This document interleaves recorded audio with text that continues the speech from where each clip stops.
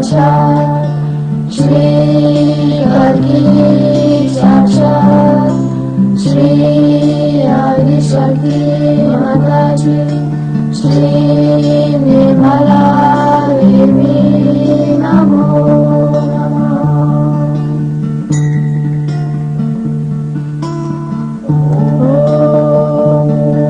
त्वमेव साक्षात् श्री कल्की साक्षात् श्री सहस्ररा स्वामिनी मोक्षप्रदायिनी माताजी श्री निर्मला देवी नमो नमः।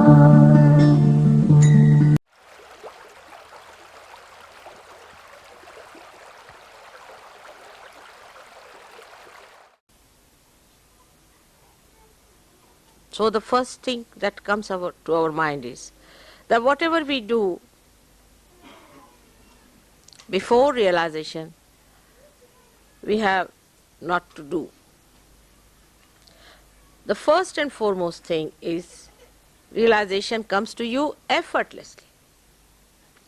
So the effort which is built in your body all the time, the energy of effort, I must do this, I must do that, I have to do this, I have to do that. That creates tension, that I have told you already. So, what do? We do not try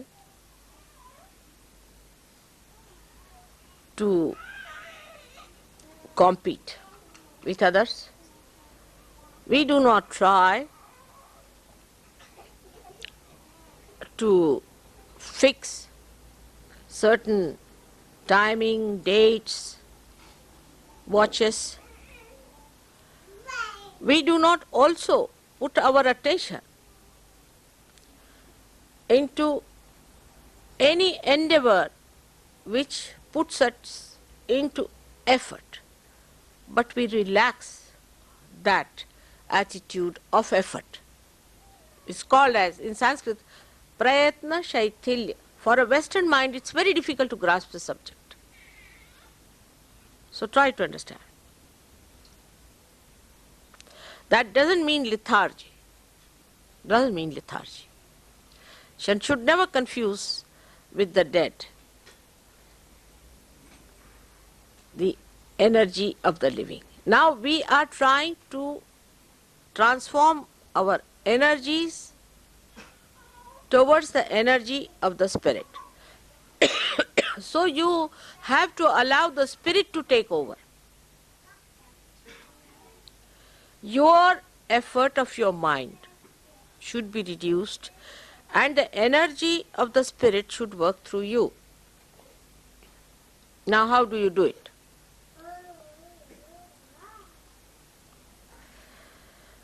First is detachment. Detachment. Detachment start with the thought. Let us see the thought. It's called as vichara shaithilya, relaxation of the thought. Now a thought is coming into your mind. Some thought, today is Mother's Puja, let's go. We have to hurry up, you see, you must get this, you didn't get the flowers, now you go to the third world and get the flowers, you must get this and you must get that. Second is, no, detach yourself.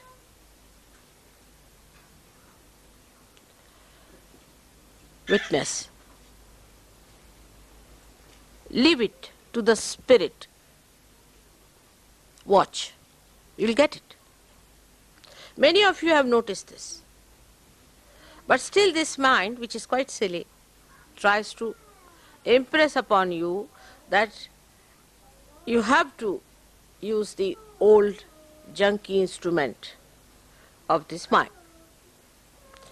And it asserts that better use. And when you start using that, ego comes in, you get attached to it. And what you lose is your progress, and thus the joy is minimized. How do you detach yourself? for a person who is absolutely detached, it's very difficult to explain how to detach, isn't it? I'll try. Now, I cannot get attached, that's the problem is.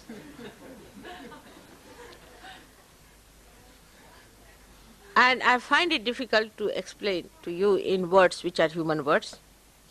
But still I'll try to say now.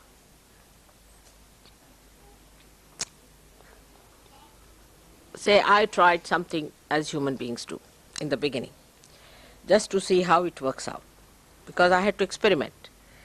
For example, when I had to, say, attend any puja or anything, I used to ask them, what is the auspicious time? So they would tell me, this is the auspicious time.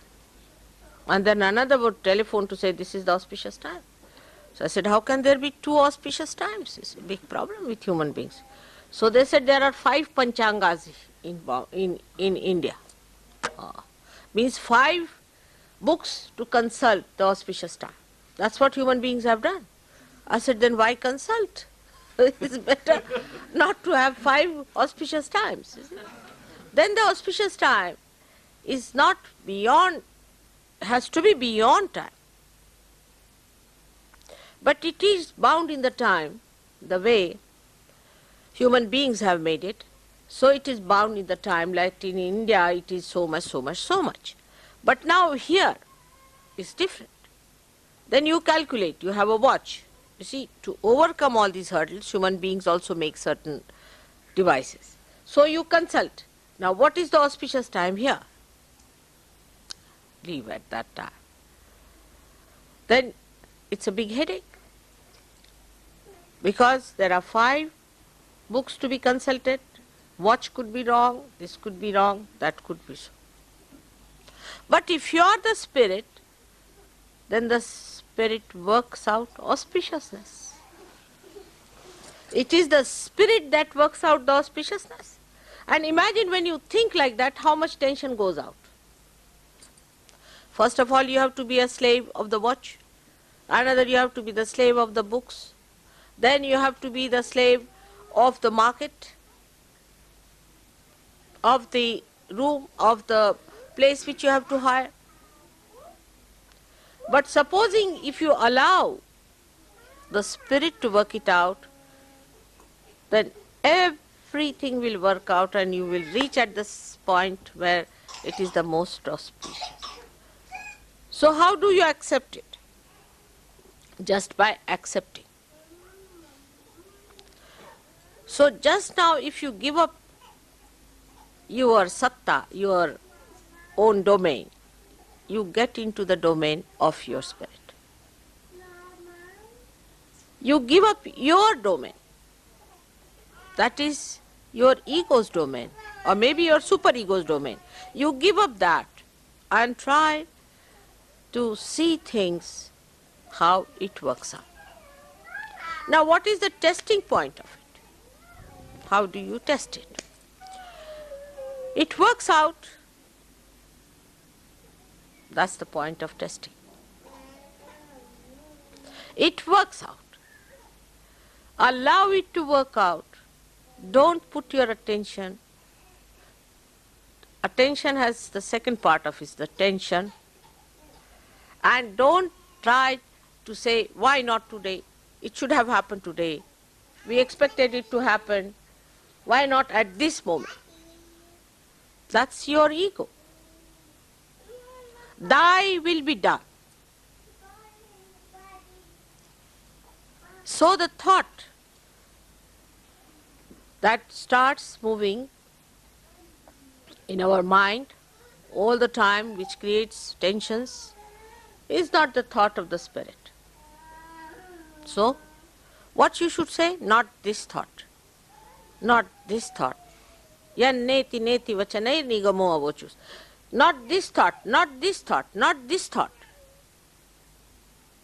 And see how you relax. Now you are relaxing. Not this thought, not this thought. Just go on refusing, accepting any thought. So you go into nirvichara. In that state, you feel the spirit. Guru word means gravity.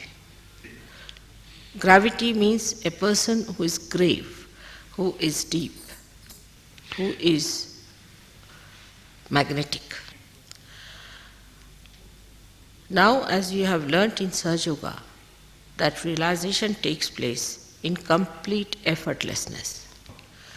So normally a guru tries to make his disciples effortless,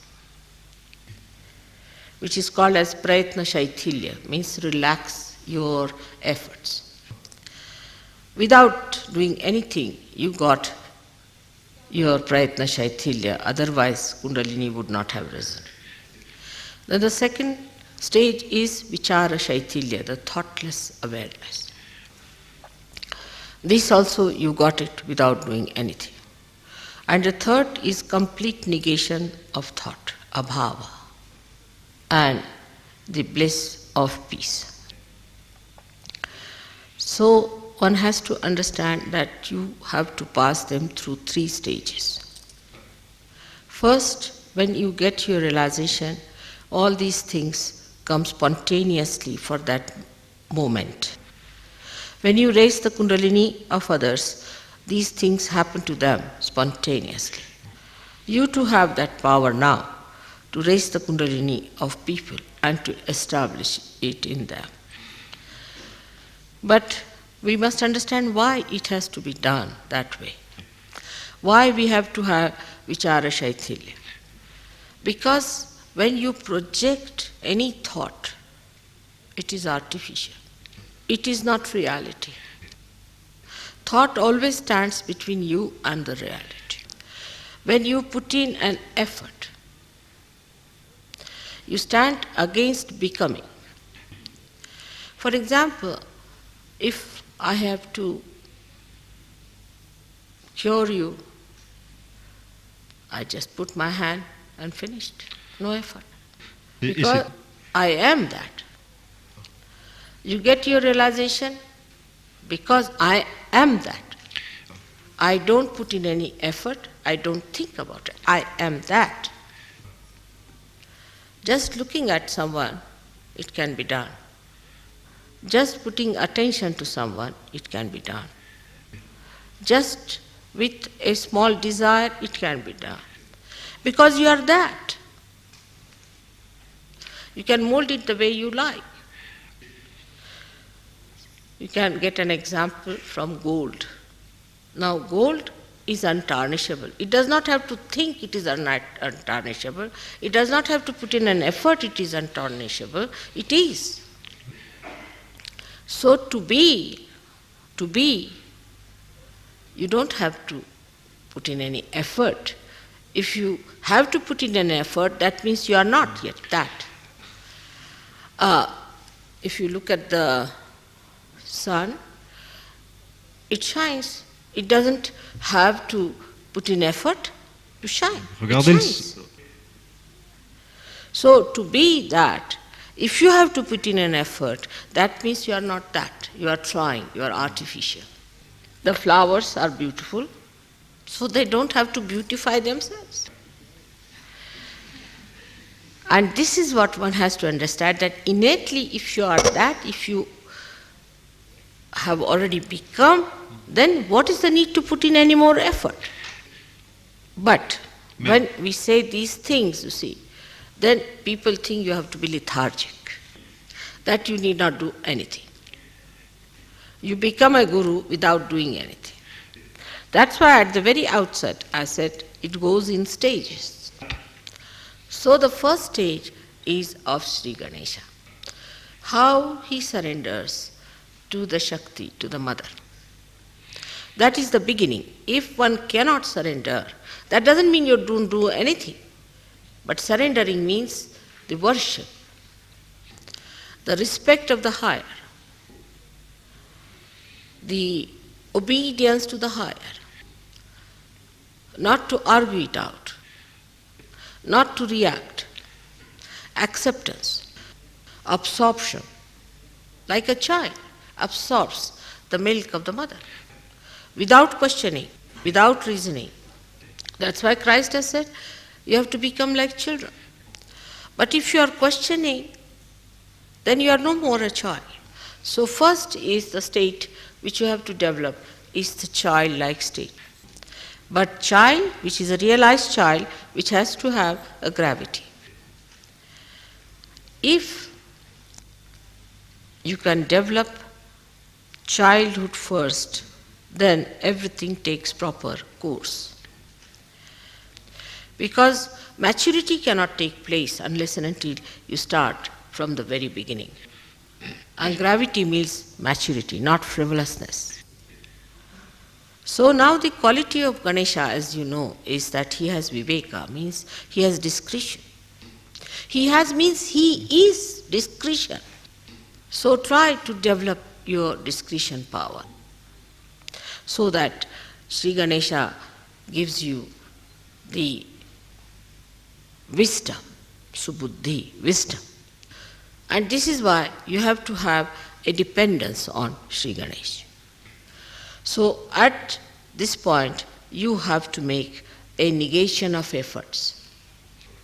Like whatever are efforts anti-Ganesha or anti-innocence must be negated. So the negation of effort is to be achieved by negating whatever is the effort. Means the effort of negation. So in the beginning you will not be effortless. You will have to put in effort for that. Like Christ has said, thou shalt not have adulterous eyes. So how do you make your eyes innocent? In Sahaja Yoga, we have a method by which we try to distract our eyes from effort that makes it adulterous. Like we try to put our attention, our eyes on the Mother Earth, on the grass, on the trees. So the avoiding of the effort itself is effort. So those people who have come now recently have to understand also that they have to put in all kinds of efforts to stop the efforts. For example, some people are used to very comfortable life. They may talk of all kind of renunciation. When it comes to comfort, they want to have comfort. Such people should try to get out of the habit of comfort. Sleep on the ground, sleep on the Mother Earth. Some people have an attention which is all the time looking this side, that side, cannot see to one point. So fix your attention. So gradually you will find, you will discipline yourself. So the effort that you put in is very important in the beginning of Sahaja Yoga. Another thing is very common in the West is the harsh tongue, the sarcasm and hurting others is a very subtle way of violence. Or if they are really blunt, they can start with ego expressions also. I. Such people should stop talking completely. Make an effort to stop. Just don't talk. Now watch your mind. Is it trying to talk something sarcastic, nonsensical? So this watching also requires effort. So to sprout the seed is easy, but then one has to put in the effort to look after the little plant. And when it matures, then it's on its own. So first the effort should be made to protect yourself against the mind which you have built in through your ego or superego that goes into the wrong direction of effort. But sometimes be very careful. You have to be discreet. And the best way to be safe on discretion is to keep in the center. Never go to any extreme of anything. For example, some people are fond of music, say. So they'll go on after the music part of it. Some people say are fond of poetry. Then they'll go after the poetry only. There is nothing wrong in those things. But whatever you achieve in all these things must be brought back to the collective and must be enjoyed by everyone, and you should also enjoy what others have found. For example, somebody is a very learned man and a dry person. So he has to make an effort to make himself sweet. So try to neutralize your extreme nature by coming in the center. And the best way to say is, I like everything. The way you keep me, I am happy in that state. And to suggest yourself that I am the peace. Suggest, auto-suggestion. I am the satisfaction. I am the dignity. Try to impose these artificialities upon yourself of these virtues and righteousness. And then ask yourself, if I am dignified, how can I do such a thing? Ask yourself. You judge yourself with those. For example, somebody is a miserly person and he says, oh, you must be generous. Then you call him a hypocrite. But supposing the miserly, you see, questions himself, then he is not a hypocrite. So when you put all these artificial so-called values upon yourself, sort of a goal, and then try to achieve that goal through your own effort, then you become that. So automatically you criticize yourself and you don't criticize others. And you know what's wrong with you. Because what's the use of knowing what's wrong with others? It is like England trying to improve the conditions in India and India trying to improve the conditions in England. But in this also, human brain has an escape. When they want to criticize themselves, they find a pouch called the left Vishuddhi and become settled there. The more cunning you are, the more clever you are, the worse is the left Vishuddhi. Then you put everything there, settle down nicely to stagnate, to get all kinds of filth in it, and to be settled with yourself nicely. It's like any lousy housewife, she takes all the dirt of the house and all that and piles up into a room, locks it up, and thinks, oh, she has been very efficient. You have to face it and you have to correct it and see to it. And that's how you become powerful. Because if your machinery is out of gear, what's the use of improving somebody else's machinery? And when your machinery is out of gear, you put it in a lock and key and lock it up and say, now it's all right. Or you blame somebody because of this, because of that, something else other than you. Thank God to Sahaja Yoga today that you all have got realization, so I don't have to do all that cleaning. You can do yourself. So in short, you become your own guru to begin with. You try to tell yourself, separate yourself from yourself and say, hello, sir, how are you now? Come along. But in Sahaja Yoga, you see, people suddenly assume, you see, a big sort of ego nonsense, and they think they are big gurus, you see, big great people, avadutas, you see, like that. And if you ask them, they say, Mother, I loved you very much. So they think if they loved me, then it is my duty that I should really keep you clean. That's not the attitude of a guru. What guru does is to purify himself and others and give those flowers to the deity. Till you all become gurus, I am your guru. But once you become the guru, then I become your deity. Till they are not yet gurus, I am their guru. Till they reach that state. Once they become the guru, then I am their deity.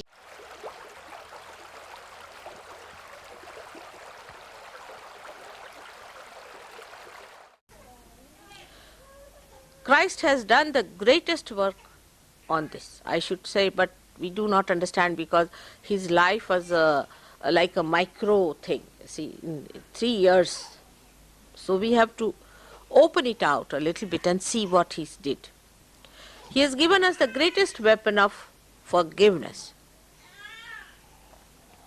When you forgive a person, what do? You accept the situation to begin with. And secondly, you forgive what you think has been done wrong to you. But because nothing can be done wrong to your spirit, you just forgive because you are the spirit. And when you forgive, you have found that your tension goes away. So even to your thoughts, if you say, all right, forgive this thought, because thought is also not to be punished. Forgive this thought, forgive everything, not forget, forgive. Because then you will even forget that you are the spirit. But forgive all the thoughts that are coming to me. Just go on saying this is a mantra. What is a mantra? Is that power of the word that expresses spirit. So this is a very important thing Christ has given us, the weapon of forgiveness. Everybody has that weapon. Everyone can use that weapon. You don't have to put in any effort for it. You don't have to pay for it. It's just you have to say, I forgive. You will be amazed, your nerves will soothe down. This tension, this pressure of these modern things will be reduced if you go on saying, I forgive them. For example, you go and see some sort of if you happen suddenly to see something very filthy according to the spirit. Maybe it is very exciting according to normal human beings, but we are abnormal people. And for us, if we find it rather ugly, then the best thing is to get over is to say, I forgive. Because they are ignorant. They are blind. They are not yet there where I am. I am the one who is at the source of enjoyment, at the source of peace, and while these are not, so I forgive. And you'll be amazed that this forgiveness that Christ gives works out. Vichara Shaithilya is the relaxation of the thought. Now this opposite movement that you have to move, first of all, should start at this point today from forgiving others. Now what happens when you forgive someone? That means you do not react. The power to react to somebody's injuries, insults is finished. And when that power is finished, you become a powerful person. Because nobody can now overpower you. Because nobody can kill you. Nobody can hurt you. Nobody can do anything to you. But it is not, again, I'll say, shamelessness. See, people can think that it is shamelessness. So, if somebody says to you something harsh and something that is wrong, you do not accept it. But supposing I shout at someone, the bhoots run away. You have seen that many a times. I have to shout at people, so bhoots run away because they react. And they just run. But the spirit shines through. So, in Sahaja Yoga, one has to understand that it is just the central path, it's just the balancing thing which is important. is not an extreme of anything. Like when we go to say that you must forgive everyone, is not going to that extreme where you have done some wrong and somebody says to you, you don't take that part of it. It doesn't mean that. Again, discretion is the engine of your movement. So you have to see that if they have said it, something like that, is it, have I gone against the spirit? Otherwise, if I say to you something, you will say, all right, forgive mother. You see the point is, forgive her for saying so. No. You cannot say that to me. So then, that is the point you start thinking. Why mother said so? What have I done? Now think on those lines. So you start moving again. It's a very thin road on which you have to walk. One side is the huge big Gibraltar, rock of Gibraltar of your ego. The another side is a superego. In between is a small discretion path going on which you have to see both the sides. Whether you are hitting yourself with the rock of Gibraltar or falling into the valley of superego, you should see that you are using your discretion. So, the another thing one has to remember, that whatever you were doing before realization is to go to extreme. For example, now you start some sort of a movement. You say we'll have classical things. All right. Then you go so classical that it becomes mechanical. Now you'll say give up. We'll start anti-culture. So you go to another side that you become primitive. Till you have reached the end of it and learnt a lesson of your life, you do not return. But in Sahaja Yoga, it's a very slippery road on which we are walking. And there you have to see that it's not your ego and it is not your superego. So discretion has to be used very much, and the balance in this movement, which we need not use otherwise. Till we are absolutely destroyed, we can go ahead with it before realization. But in Sahaja Yoga, as soon as you leave your discretion, you fall this side or that side. Now those people who are of high quality Sahaja Yogis take to discretion first. How far to go? Now for that, mother doesn't have to say, because you are the spirit. You yourself, you are the spirit. First of all, assume your position as a spirit and then move with it, that you say discreetly how far to go, how far not to go. Now that is one of the things that you have to become thoughtless by becoming a forgiving person. Most of the thoughts will drop out once you become forgiving. But you cannot forgive some people, like you cannot forgive God, you cannot forgive mother. Certain things you cannot do. So the maryadas must be seen. Now in these boundaries, if you walk properly, you can go ahead. This is the thing which brings you vichara shaithilya, or you can call the mind becomes relaxed. A Sahaja Yogi is to be known by his character, by his righteousness, by his behavior. The behavior of a Sahaja Yogi should be extremely a peaceful behavior. Peaceful. Sahaja Yogis who are just rushing up and down, upset, are not Sahaja Yogis. Peaceful. Now how do you get your peace? Peace comes from your spirit. Because you know you are in your spirit. You know that you are one with God Almighty. What is there to hurry? Where is he going and where are you going? You are together. Whatever is there, you are there. So what is there to hurry? What is there to just hasten something or get upset?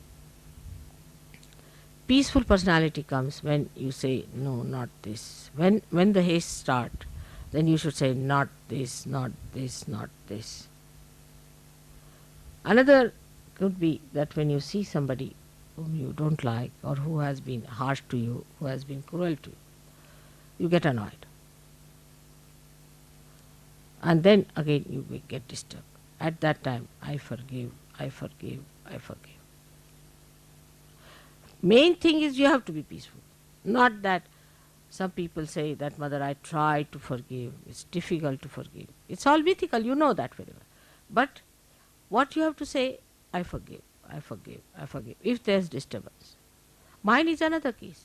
Supposing I see somebody who is a Rakshasa, then you see a kind of a thing builds in me, which I don't know what you should call in human words, but we can say anti-forces against that person, like tremendous vibrations. And when they are released, you see, they engulf that Rakshasa. And he goes down in his own estimation, in the estimation of others. Somehow or other, he gets destroyed. In a modern way, he is not killed, but in a way, he is killed. So this is what happens, but that may not be with you. So what you have to do, when you start feeling anything, anger against, say, some very devilish guru, supposing, then you build it up in yourself, and that built up anger within you will neutralize that will. You need not say it out, you need not talk about it, but that built up anger will little bit trouble you also, because it has a little reaction. But when it is released, it will have an effect, and such a person cannot stand a Sahaja Yogi.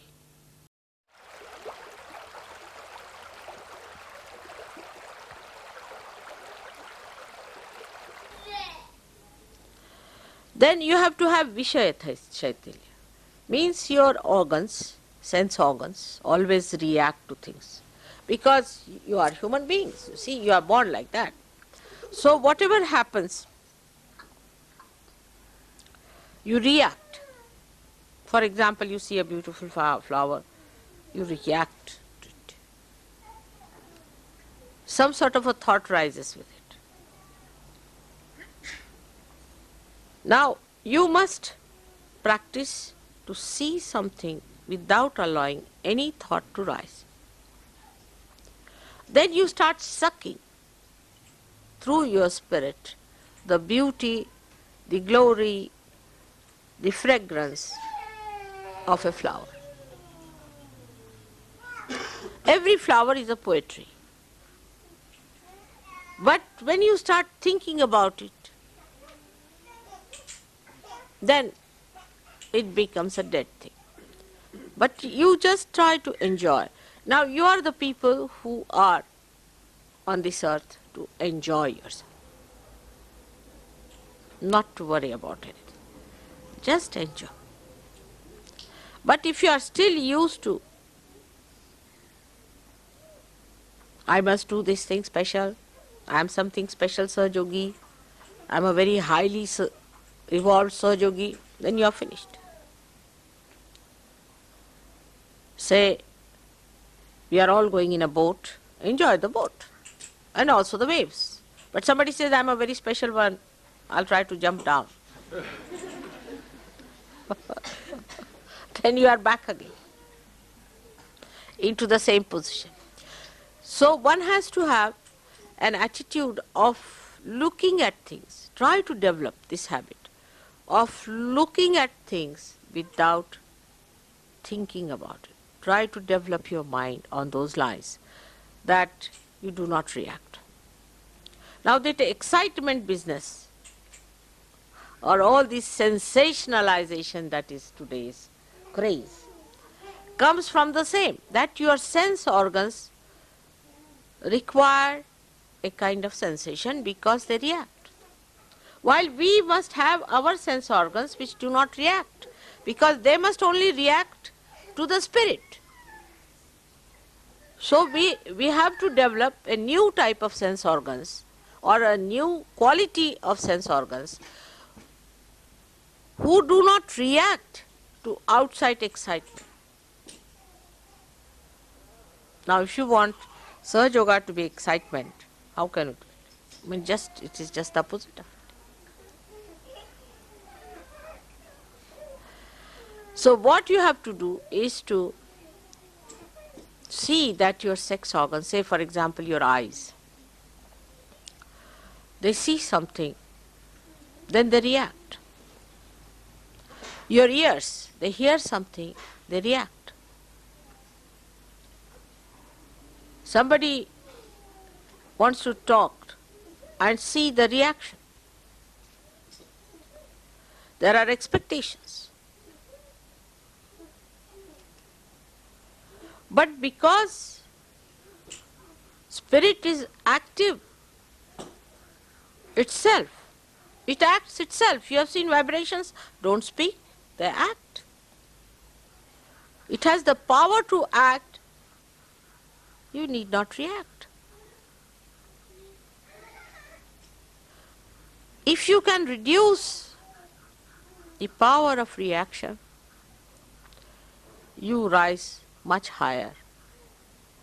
This is a thing which one has to know when now we are celebrating his resurrection, because it is tapa. It is the penance of Christ. Christ came on this earth for penance. You know, in the Gayatri Mantra, there are 7 things they have said it. And at the point of Christ, it is tapa, is the penance. So you have to have so-called penance to achieve the joy. The penance is to pull back your sense organs inside yourself. As Krishna has said, that you have to pull back all your limbs of sense organs like a tortoise does. So the excitement that you require for your sense organs is no more needed, because your sense organs now are themselves the source of excitement. In the sense that they neutralize all the excitements. You go to that point from where it starts. A river starts with a very small little drop, and then it expands, expands, expands, expands. You go to the source, absolutely to the central point. There you will find hardly even a drop falling out. Another good example would be a wheel has the central point. And the wheel moves all the time, but the central point has to be fixed. Otherwise, with the wheel, that central point also moves, then the cart cannot move. Cart will also start rolling down. So the central point has to be fixed. Otherwise, the wheel cannot move. So you go to that central point, and the movement is on the central point where there is no movement, in a way, because there's only ascent. There's no revolution. It doesn't revolve anymore. There's just ascent on the central point. I hope you try to understand that all the movements come out of ignorance. All the outer movements come because we are not yet on the central point. But that achievement is not difficult because you have jumped onto it. But you again come out onto the periphery, onto the wheel. So how to keep there and to ascend in that line? Say for example there are wheels, like these wheels after wheels, but central point is fixed. Now every time you jump out, now how do you go back to the central point? Is by detachment. by tapa, by penance. Penance is to deny. It doesn't mean asceticism of outside, but asceticism of within. Now, this capacity in him to witness has to be seen in every yogi. The element he controls is ether. We call it as Akash in Sanskrit. This ether, as you know, we are using now for our television, for our radio, for every sort of a collective work. So we have to be in charge of the ether element as yogis. And that is the subtlest of all, in the sense that you permeate into everything with that, and is above all. Like plastic also permeates into everything, into matter, into everything up to the air, but it cannot enter into ether. So the negativity cannot enter into ether. So when you enter into your ethereal zone, you actually enter into the area which is thoughtless awareness. So to achieve your ethereal state, you have to expand your thoughtless awareness, and the sustenance of that is done by Christ, by the Spirit. So you can realize now, as a yogi, your state of mind should be ethereal. And what should be the state of your superego? This is the ego part of it, that you should be in ethereal state. And as a superego, you should see it as a play. You should see the play of the negative. Negativity will run away, but don't get involved into it. Play into their hands. Then the negativity will separate from you. So the ego and superego both rise from the Vishuddhi chakra. They can be preceded by the Agya chakra, but are to be sucked in the Vishuddhi. The greatest quality of Yogeshwara is that he is not at all involved into it. Detached, absolutely. If he eats his food, he does not eat it. If he speaks, he does not speak. If he sees, he does not see. If he hears, he does not hear. It has no effect on him, no retention on it, no action on it. Whatever he is complete. 16 petals is complete moon. 16th day of the moon is the Purnima. That is how one has to be complete in oneself, complete confidence in oneself. But the confidence should not be confused with ego. But confidence is complete wisdom, is complete dharma, it is complete love, complete beauty, and is complete God. That's what it should be. The life. In the same way, the vibrations are coming, they are radiated. What you have to do is to expose yourself to it. The best is not to put in any effort. Don't worry at what point you have a problem. Say many people during meditation have seen, if they catch somewhere, they go on looking after it. You just don't have to worry. You just let it go. And it will work by itself. It's going easy?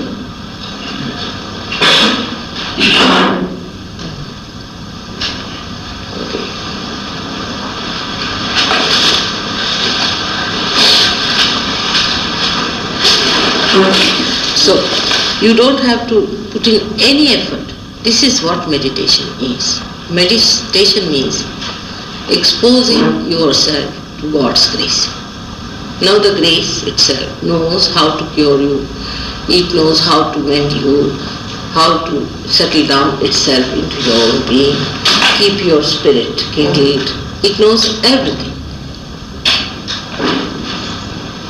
So you don't have to worry as to what you have to do or what name you have to take, what mantras you have to do. In meditation you have to be absolutely effortless.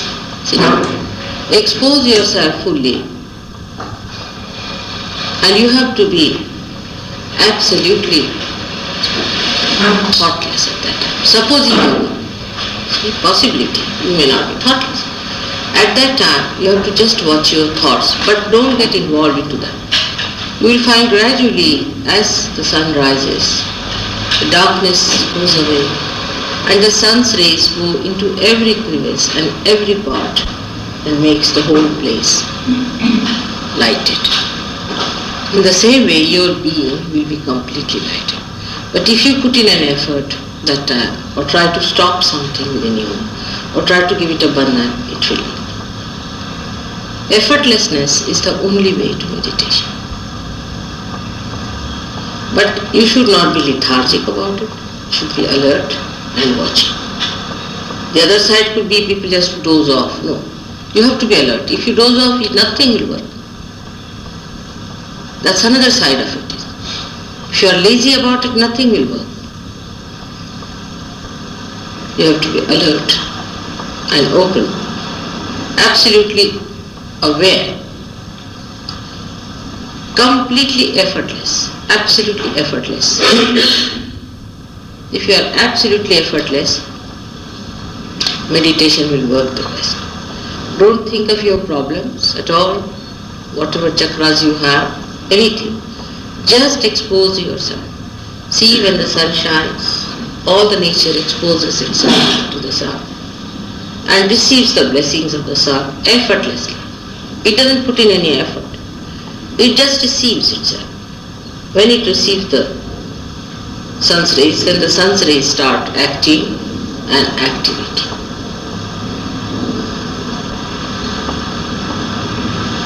In the same way, the all-pervading power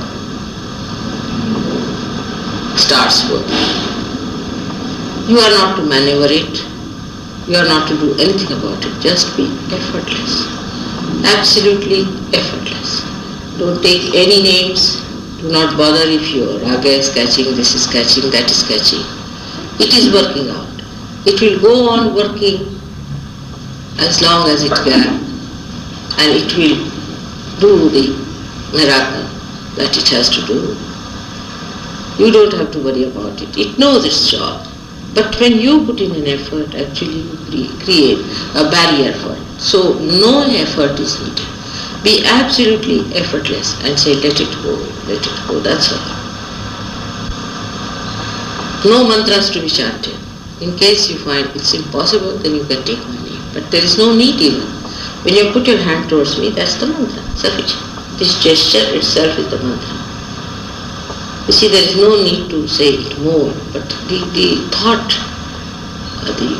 in the mind, the emotion should be that we have now spread our hands to that. And it should work. When this emotion is absolutely complete,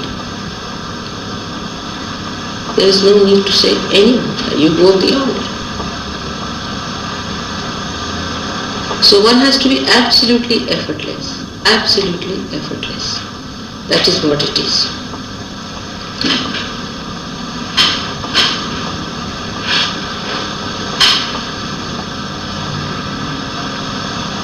Meditation is for your own ascent. Is for your own capital gains that you have to have. But once you get into it, you also achieve your powers. Like you become a governor, you get the powers of the governor. At this time you don't have to think about anybody else. You are not to put your attention to anybody else, but just receive it. Just receive it. Do not think of any other problem, but that you have to be effortless. Absolutely effortless.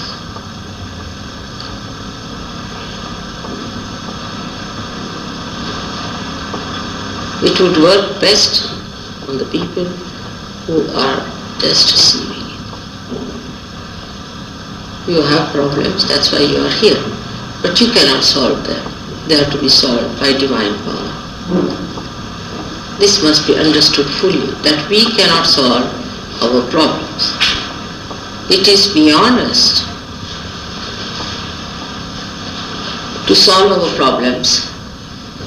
So, leave it in the hands of the divine power and expose yourself effortlessly, absolutely effortlessly. Sit in comfort and properly with both the feet on the ground, with both the hands. Relax like this. Be comfortable. You should not be uncomfortable at all. You should be very comfortable because you have to sit for quite some time.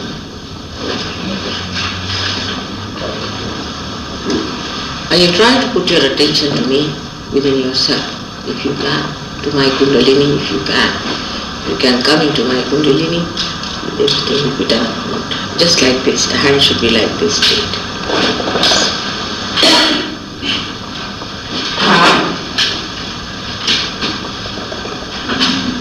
So effortlessness is the key word. Absolutely effortlessly. Whether you are meditating before me or before my photograph.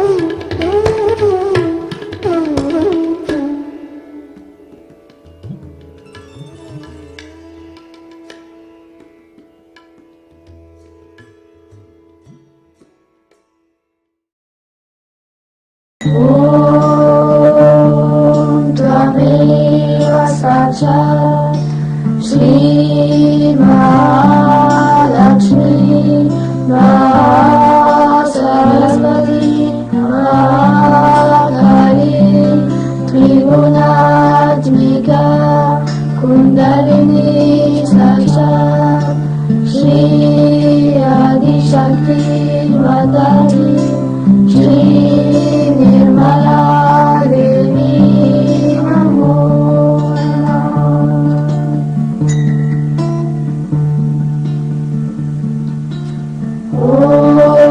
Om Tvameva Sacha Shri Adi Sakshat Shri Adi Shakti Mataji Shri